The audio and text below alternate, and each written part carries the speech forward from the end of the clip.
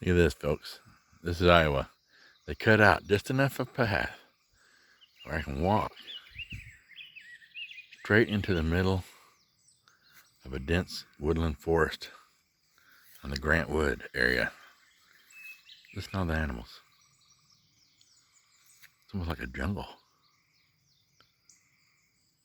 Which reminds me of the L.B.L. If you've ever been to the L.B.L., land between the lakes in Kentucky, they say there's a monster in there called the, what is it, some kind of dogman, I think they said. Some paranormal thing. Well, I never had heard of that. And I'd lived there for a long time, and I've had friends of this. My uncle actually wrote the book on the L.B.L. The first one ever written in the state of Kentucky. His name was Hall Allen. You can look for that if you want. But it's a historical record of the L.B.L., and he never mentions, I don't think he does anyway. They might mention the Indians and the amount of Civil War people that had been given that land was given to them because that's all the money we had in the Revolutionary War. My fault. And we didn't have money back then, so we had to like give them the L.B.L. land for their soldiers that came back from the war that lived were granted land grants to live there forever. And the government took it all away from them and called the land unsafe or something because they were going to build a dam and a lake on both sides. But what I'm trying to say, folks, is I had a map to the L.B.L. that was written in the 1950s and 60s. It was in my log cabin when I moved in there. I pulled it out and looked at it.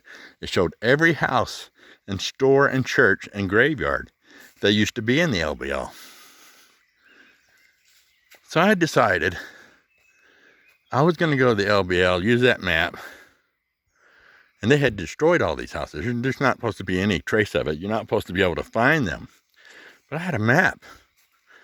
So I clearly took the map and went down the road looking for moonshine bottles.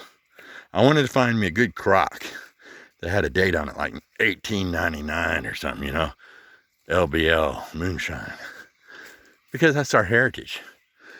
So I found a lot of bottles. Well, what I did is I noticed that anywhere a house was at would be just a crap load of pine trees so thick you couldn't see through it. And then the rest of the L.B.L. is just woods, you know. So anywhere you see a crap load of pine trees, that's where a business, a house, or a church used to be. So I walked in the pine trees, as thick as I said, shoulder to shoulder, walking in there. Get the other side, there's a foundation of an old log cabin. So I sat down there behind the house where they used to throw refuge out so that it would go down the hill and into the creeks and wash away. That's the way it was done back in the old days when we didn't have plumbing. So I went behind the house, and there was a ton of old empty bottles.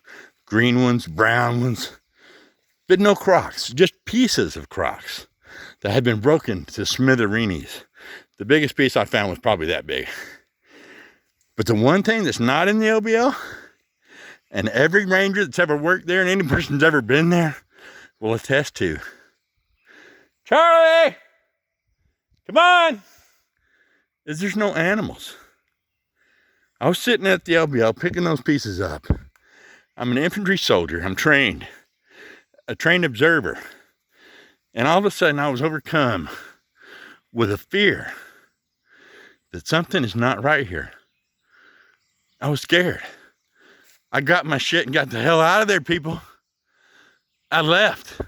And now I hear the same story from park rangers that there's a monster in the L.B.L. that slaughtered people.